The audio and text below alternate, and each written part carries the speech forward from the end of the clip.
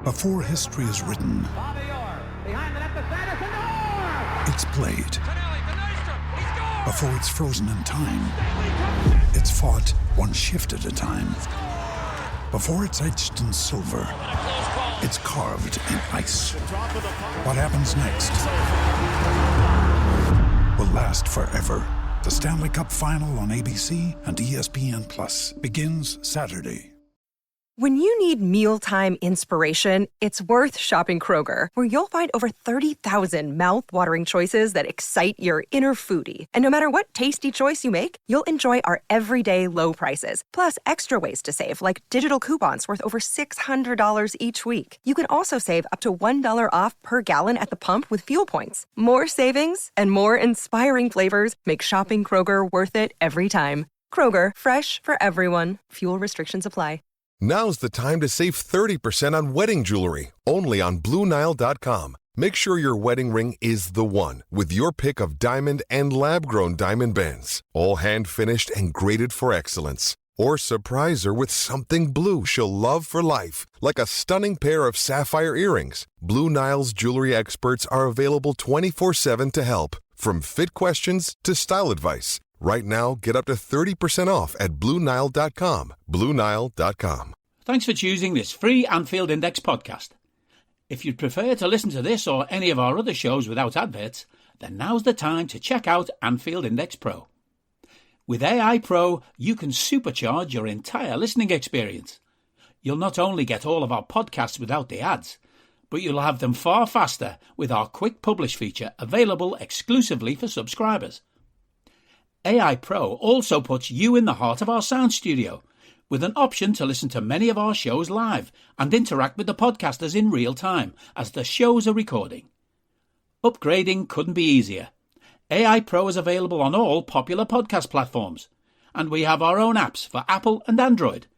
Just head on over to AnfieldIndexPro.com and get started today. Good morning, good afternoon, good evening, wherever you are, whatever you're doing, and welcome to another Media Matters by Anfield Index. This week, the transfer window will open. This week, speculation will ramp up. This week, we haven't got all the answers, I'm afraid, but here to talk through everything that's going on in Liverpool, everything on the field, off the field, and even to talk wider football, is the renowned and the respected David Lynch. David, I know people are desperate for it to be super busy, aren't they? And like names galore to be coming through the door, but it just ain't the case, is it?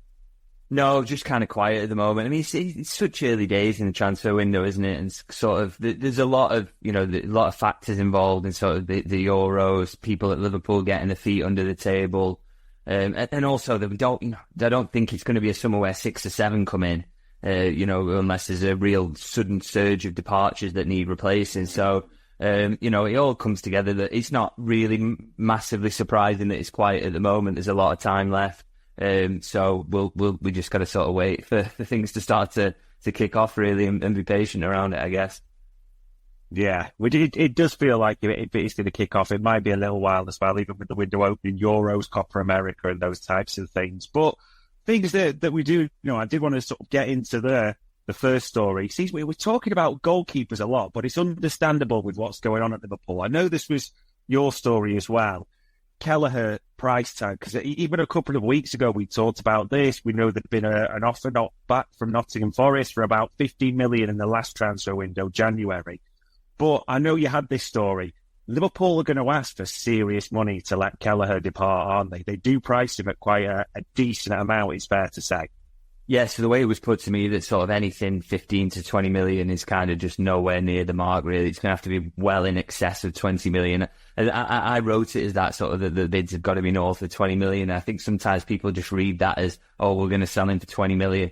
This isn't one where I think it's sort of a stance from Liverpool. I think they mean north of 20 million. I think, close to 25, 30, sort of in that sort of region, because I think justifiably so, by the way. I think, you look at some of the moves that have been out there. I mean, James Trafford's the one that comes to mind. I put him in the piece that I wrote, 19 million, having only got experience in League One, where he'd done quite well, but obviously it's a massive step up to the Premier League. So, and you're looking at Kelleher, who's got a lot of Premier League games behind him. He's made nearly 50 appearances for Liverpool, won the League Cup twice. It absolutely should be north of sort of 20 million, close to 25. So, I think Liverpool are absolutely right to hold out for that. And I know, it's a summer where clearly the player's going to want to go out and play first team football, and he's quite openly hinted at that, hasn't he? But I think, as much as Liverpool don't want to stand in his way and they want him to go out and have a great career, they also shouldn't be giving him away because he's a great asset. And he, that value is fully justified. I think any Premier League club that was to come in for him this summer would know that they're getting a top-class Premier League goalkeeper, and the only reason Liverpool are selling him is because they've got arguably the world's best goalkeeper at the moment. So, anyone who gets him, he would absolutely prove to be worth that. And we know how they're almost undervalued goalkeepers in the market. So, if you get a good one, and Liverpool have got another good one there, so, they should stick to the guns on that one, I think.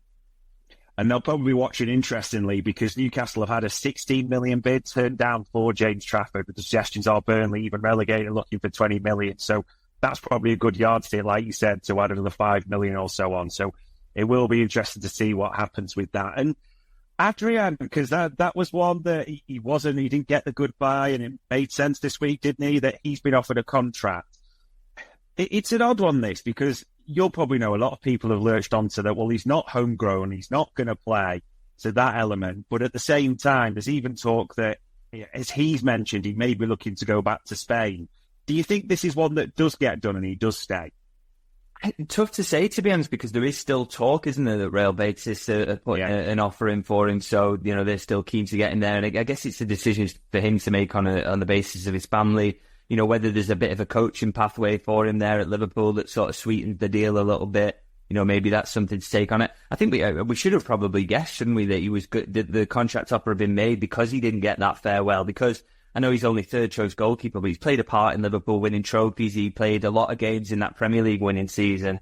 And so, that he didn't get that farewell. We should have probably guessed that this was coming, but doesn't seem to be settled yet. Liverpool's obviously keen to keep him, but no sort of decision either way just yet. And interesting to see how that one goes, because I think, from Liverpool's perspective, I totally understand it, because I think there's a good chance you're going to lose your second choice goalkeeper this summer if the right bid comes in. There's already so much upheaval across the squad in general, other players with question marks over their heads. Like I said, you're putting that new structure in place as well around transfers. So there's a lot to sort out, and so to have to be going into a market to replace your third choice goalkeeper, it's just probably something else they don't need. And Adrian is a popular character around the place. And I know there's talk about the homegrown spot, but again, I just don't think it's as big a deal as people are making out. I mean, they've already freed up a couple of spots, haven't they, for Matip and Thiago leaving. I know Gravenberch will actually take one next season, so that's something to factor in, but they've still got one free regardless of that. They didn't register Adrian for the UEFA squad last season, so I think that is something new again, so they're not worried about that. And also, I think if Liverpool are going to sign 2 or 3 or 4 or whatever, a lot of it's going to be based on departures. I mean, we talk about certain areas where they need to strengthen, and those are definitely things they need to look at, but they need to move people on, really, to be honest. So the homegrown stuff is not really a concern, and Liverpool wouldn't be offering that contract if he thought it was going to restrict them in the market in any way. They're not stupid, you know what I mean? So it's not something for people to worry about, that one. I don't think, there's no way Liverpool are going to hold back on signing a player because Adrian is taking up a homegrown spot. It's just not going to be how this summer goes. So they've obviously factored that in. And so, it's going to be an interesting one to see whether he does sign on eventually. And I think, like I say, Liverpool could probably do with that, because they don't want to have to sign a third choice goalkeeper with everything else that they're doing this summer. It's already busy enough with everything just outside the transfers as well as the transfers themselves. Yeah, there's a lot bigger priorities, and having to waste time, so to speak, on that. There's, bigger things to focus on. And I never thought on this pod in the last few weeks we'd be talking about LinkedIn so much, but Feyenoord's goalkeeping coach, I mean, as well as the performance lead and analyst they're looking for now as well, Feyenoord's goalkeeping coach actually releases a story, and it comes out via LinkedIn that, as you mentioned, Liverpool were talking, he pretty much confirms Liverpool are talking to him, and I'm not going to butcher his name, but it looks like he's staying, isn't he, at Feyenoord based on that report? Yeah, so he was definitely in contention, and up till a sort of couple of weeks ago, I was pretty certain of that. And then obviously now he's come out and spoken and said doesn't look like that's going to happen. had it suggested to me this week that Liverpool had kind of got the man and they knew who the goalkeeping coach was going to be. I can't personally stand that up. I haven't had anything concrete on that. It's just a sort of a rumour, I guess, I can share in this environment that was kind of interesting. And would sort of tally with that the idea that he knows he's not going to get the job is that they know who they're going to get. So maybe that's something we'll hear something about soon. And you do hope they move quickly on that because, again, there's elements and question marks around what that backroom staff is going to look like. You know, not just goalkeeping coach, but set piece coach they're looking for. They're looking for fitness staff to add on these sort of things in. They don't quite know yet if Etienne Ryan is going to be able to come either. So a lot of question marks. So, you know, we do know that Jiri Niemanen is not going to be coming in as the goalkeeping coach. He's pretty much confirmed that. But in terms of who it's going to be, hopefully they have made that movement and something's happened because, there's a lot to get sorted before the start of July and pre-season. And you can't afford to be starting with just Taffarel as your one goalkeeping coach taking on what will be quite a few goalkeepers. They need all that in place and they need to try and make a good start. So hopefully that's something they have got sorted and that rumour proves to be true. Yeah, might need to go out to a few more recruitment agencies and LinkedIn might have quite a lot to sort, and that's just goalkeepers. And the feel for this week, because like you said, it feels like it's starting up.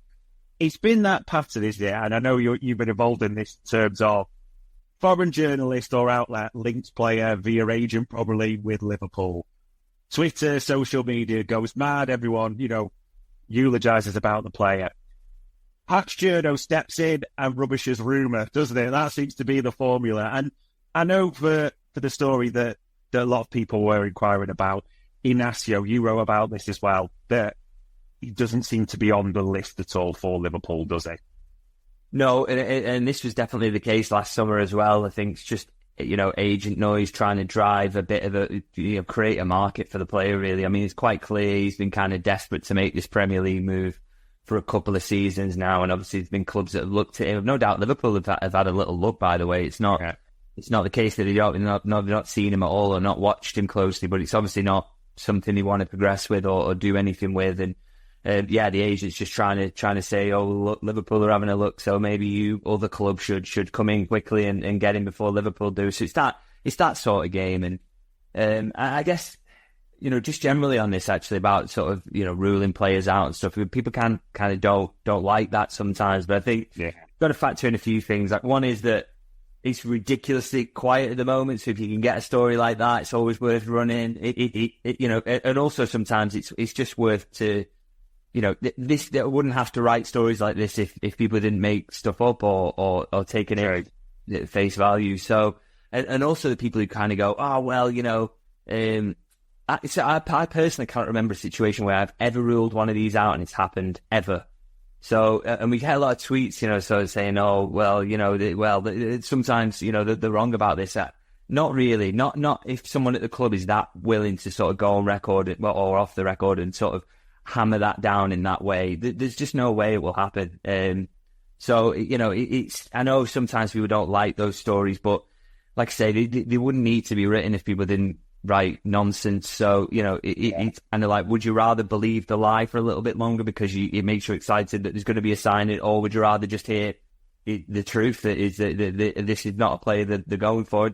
And to rule players out, by the way, is not to say that they're not going to sign any players. There's so many players out, and we haven't even thought about that could come in, a rumour that will come from nowhere, and then 2 days later the player's probably signed. So it's just one of those. And I know, like I say, I know it does annoy people, but sometimes you just got to do your job and write the truth and write what you can get at this time of the summer. So Inacio sort of falls into that sort of category, and but there are signings to be made, so don't worry about that one.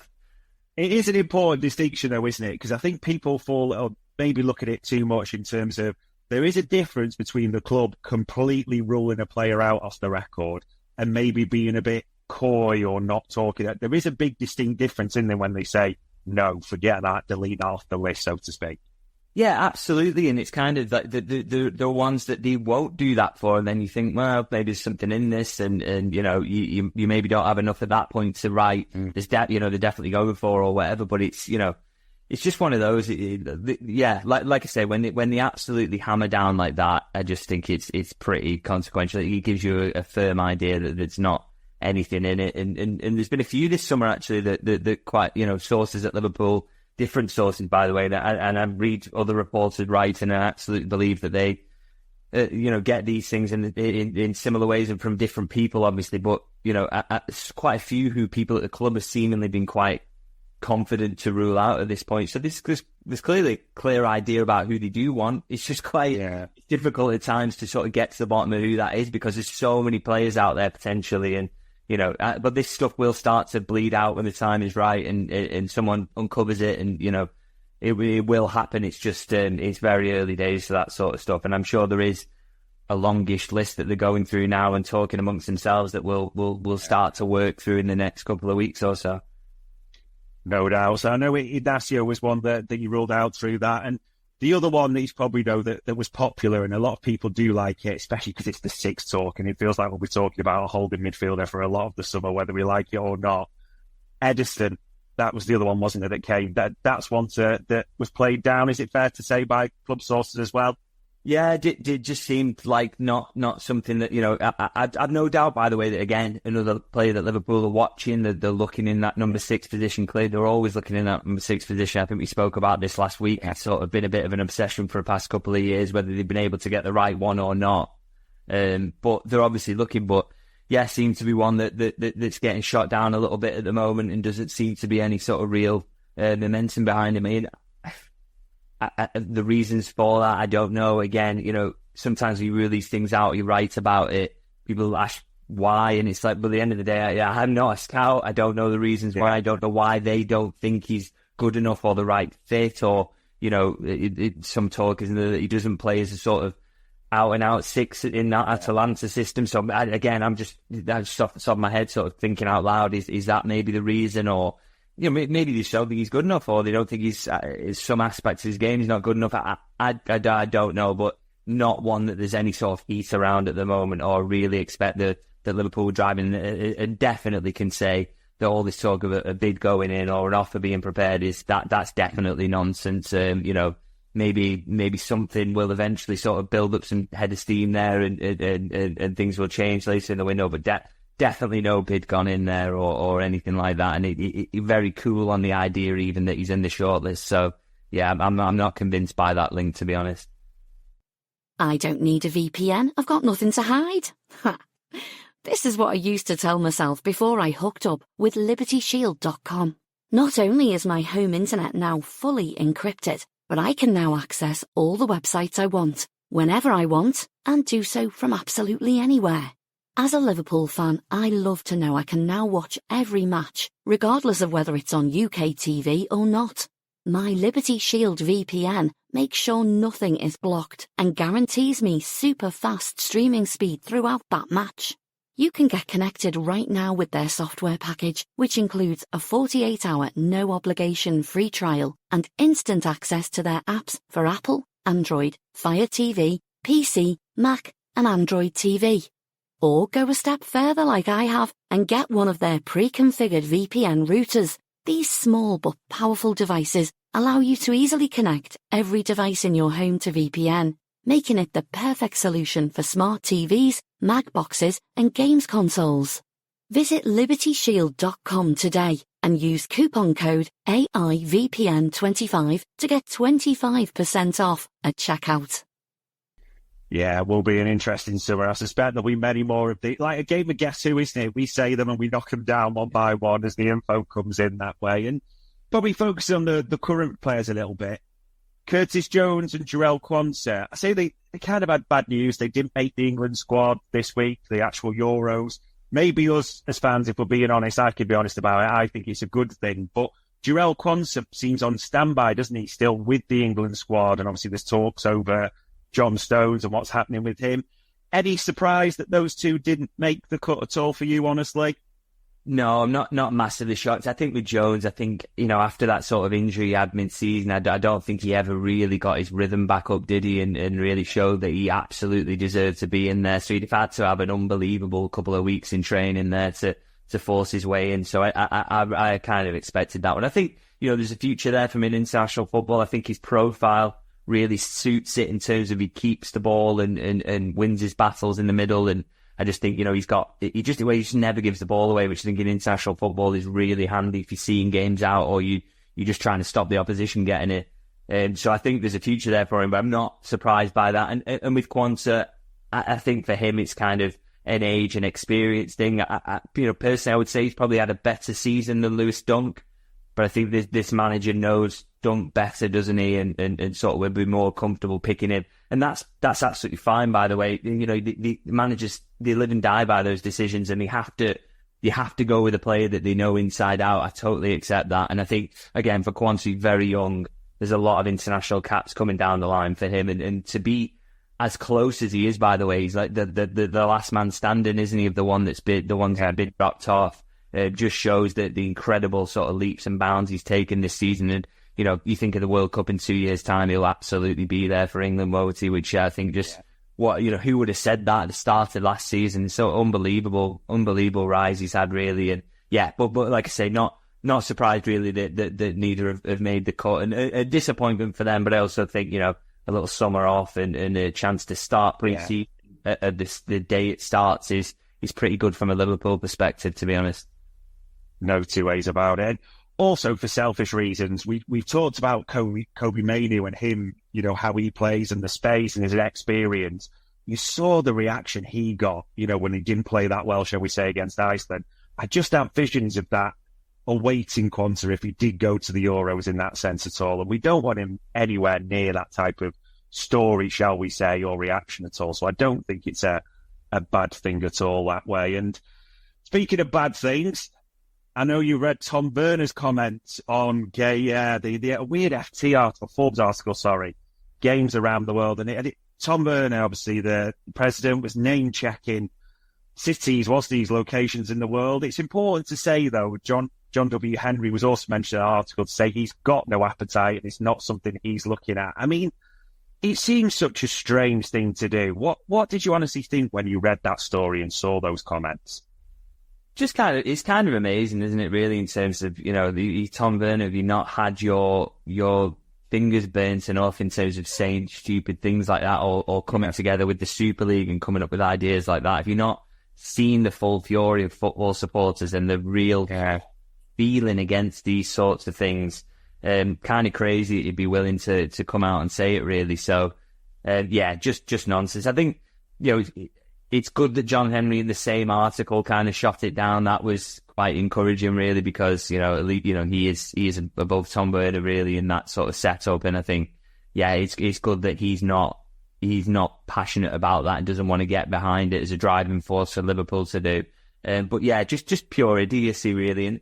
And you can see the idiocy in it, in the fact that Tom Werner says, we could fly fans out and we could travel. I mean, can you imagine how much that costs? And he's taking 30,000 season ticket holders or whatever it is across to New York and subsidising the travel. And yet, well, I'll tell you what, just subsidise the tickets over here instead of pushing them up every year. It's just nonsense what he's saying. And obviously, and the whole point, of course, of having the game in New York would be not to just transport the cop over there. It would be to allow the fans in New York to see it. So it didn't even make sense as a statement. It was just, it's like it came out of his mouth and then he realised, the fans are going to kill us for this, so I better try and save it. Just verbal diarrhea and total nonsense.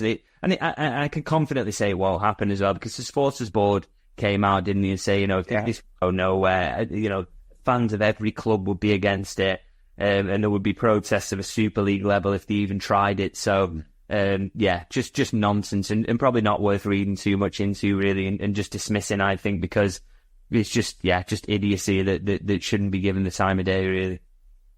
Yeah, probably the right way to see it, and hopefully he doesn't open his mouth anytime in the near future. So an interesting one. A couple of links that people have asked about. I think it's right to bring it to the table to ask if there's anything in it or we've heard anything at all. So probably two different levels, and I'm probably going to butcher his name, so apologies to him, but I think it's pronounced Rio Ngoma, the Chelsea youngster. Now, there's a lot of hype and a lot of stories around this kid, especially, and his name's been linked with obviously he's at Chelsea, but Real Madrid, all the big clubs in Europe and especially in England, but Liverpool been mentioned. Have you heard anything about this kid or whether Liverpool have got any interest in this kid at all?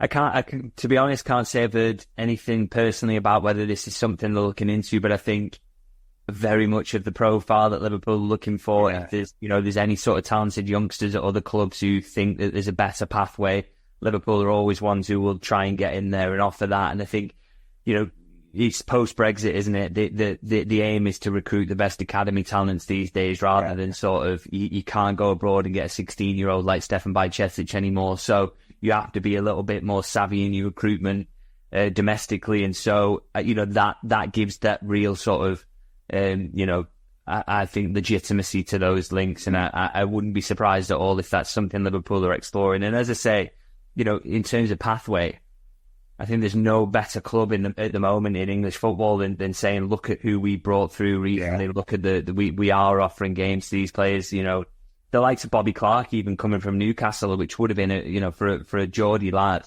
would have been a great project. But coming to Liverpool, you always know you're going to get in the first team no matter what. So if you're good enough and you do well enough, they will give you those opportunities. They'll really push to do that. So I think, if you're a young kid at Chelsea and you know that you're basically going to be turned into pure profit in 2 or 3 years' time for the Bucks, then, why not come to Liverpool and have a pathway where you're cared for and nurtured and actually push through, and they want to see you in their first team rather than just being sold. So, yeah, I think there's legitimacy to that, and we'll sort of see how that plays out. Yeah, does sound like he's well sought after. And this one's probably the one people will know more. I'm sure you've seen it because he's on Sky Sports, The Telegraph, various places. Yakuba Minteh, so officially a Newcastle player, spent last season on loan at Feyenoord. I mean, Friday night it comes out in The Telegraph that they are prepared to cash in on him because of their FFP, PSR issues. And then even on Sky Sports, they're saying the fee changes from 40 to 25 million quite quickly. There's the natural link that Feyenoord on his slot last season, all that. Profiles very well, left-footed right winger. Heard anything or think there's anything in this one at all? I think this one's already been kind of shut down, hasn't it? I've not personally been across this one, but I think I saw in the Echo that we're kind of, again, very, very cool on these links. And again, knowing sort of where that will have come from. And I think you can probably rule this one out, to be honest. I mean, I'm always sceptical in terms of Liverpool getting dropped in that way of a conversation because it just didn't. It didn't kind of make sense to me the way that they were reported and where that story came from and how they were dropped in. And again, the link with Arne Slot was being played up where that will not, you can guarantee that will not be a factor in any of Liverpool's transfers this summer. It won't be because Arne Slot's managed them. So yeah, but I do think, profile wise, whether it's kind of interesting whether that's something that Liverpool are looking at, isn't it? Left-footed right wingers. We know Johan Bakayoko is someone that they definitely watch closely. There's there's some truth to that link, absolutely. Whether they actually pull the trigger on it or not, it's definitely a player they've watched. So, maybe this is a market that they're scouring, but don't expect it to be Minteh because I think, that's been shut down by people in the club. But I think, if that's the type of player they're looking at, they're clearly kind of warming up, aren't they, for a Salah replacement in the long term. So maybe that's going to be one of the kind of stories of this summer, and that's something they look to bring in. Yeah, we'll be interested. It does have that feel like, is it a project forward like Minteh? I think Osorio was the other one that's been linked. We even talked about Brian Mbeumo, didn't we, the other week? Someone left forward that can play on the right wing. So, yeah, the stories are not going to stop, are they? So it'll be interesting to see what happens. And thinking of things that actually happen, and it relates to probably outgoings more than anything, there's a couple to mention. Calvin Ramsey to Wigan. I mean, the kid's not played any football, it feels like, for an eternity. This just feels, we always seem to, in a good way, like Luke Chambers released to Wigan on loan. This just seems a good move, doesn't it, surely? Yeah, definitely. I mean, he absolutely needs it, doesn't he? I mean, he's just missed so much football in the last couple of years due to injuries. Had a bit of a torrid time since he come in from Aberdeen. So, yeah, he needs the minutes, and Wigan, there's a good link there. They know that the Liverpool youngsters will get played when they go out there on loan. So I think that'll be a really, really good move for him. And yeah, just glad he sealed it early in the summer as well. Now he can get his head down, get there for pre-season, and just crack on and hopefully have a good season, because it's been difficult because it's not just the injuries. you see Conor Bradley coming through as well, and that's an obstacle in the way. And then obviously Trent's still there, and so it's been a really sort of difficult time for him. And the move to Liverpool's really not kind of worked out as he would hope. It might have, so far, but I think, this loan move is a real opportunity to get things back on track. You just hope and fingers crossed he can just stay fit for a prolonged period and play a lot of football, because that's all a player that age needs. Yeah, fingers crossed for him. He does feel like he really needs to get it back on track. And I know James Pearce wrote about it, that we talked about Sepp van der Berg and the fee last week, that Mainz have been back in contact, but there seems to be apparently quite a discrepancy between what we want and what they can get to. I mean, if the fees are relevant that are being talked about, without being harsh, Mainz aren't going to be able to get anywhere near what Liverpool are looking for, are they? No, I mean, I'm just looking through my phone here. I did sort of message the source about this, sort of talking about, what's going on there, because obviously there was a report in Germany, wasn't there, that Mainz they've opened talks and this is going on, but it's kind of put to me that yes, they're really keen, but obviously it's such the valuation's a million miles apart at the moment, and as you say, the idea, let's have it right. I reported 20 million as Liverpool's asking price. That is a starting point for negotiations. Liverpool themselves will accept that they won't get 20 million for him, but it gives you a marker to go towards, and somewhere to sort of close to that, you start dropping down. Mainz's record transfer, I think, is 8 million euros. Wow. It just shows you, doesn't it? That is a long way away from 20 million. Even to get to 15 million for them would be an unbelievable stretch. So. And as I say, you've got sources telling me they're a million miles apart on valuation. So, talks is maybe pushing it a little bit far, because that distance is there, and there are big clubs in across Europe in the German top flight as well who are already interested, ones who probably will get closer to the fee. And there are clubs in the Premier League and the Championship that are interested as well. So I think it's going to be a stretch for Mainz to get there, but we'll see. Maybe they want to smash the transfer record to bring in a young centre back, but I struggle to see that one, unless they really stretch themselves. And with all that other interest that's there, I wouldn't get too excited that he's going to go back there on a permanent deal as things stand anyway. Yeah, I had that feeling, like you say, 20 million's the marker. Bring like 12, I'm making up numbers, but bring 12 to the table. We'll start talking with add-ons and things like that. But yeah, there's no way Mainz are getting anywhere near that. So it'll be interesting to see what happens with Van der Berg as well. So we'll switch, ladies and gents. We'll move a bit to an area of focus. So we've covered a few pits. We've talked goalkeeper. We talked centre-back last week. And this part is maybe an interesting, just with everything that's going on, the fullback issue, David. And we'll start left back and then we'll pivot to the right side. But left back's an interesting one, because you've got Andy Robbo as the clear number one, but obviously there's talk. Is Andy Robbo, with his age, slightly on the decline by nature, not his fault, just the way it's worked. You've got Tsimikas there. You've got Joe Gomez, who's, to be fair, you talk about second choice. Joe Gomez played more there than Tsimikas at the end of last season as well. Couple of points to go through first of all. I think a lot of people expect this. Are you expecting? Because it does seem quiet around this player, but Kostas Tsimikas to depart Anfield this summer.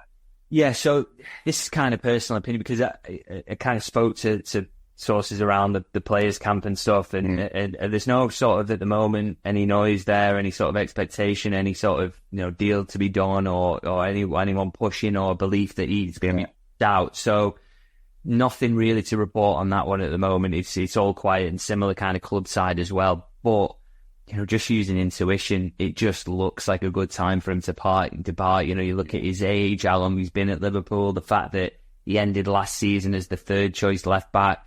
Despite being just one or two players who naturally play there, I think he made 2 appearances in the second half of the season after he came back from his injury.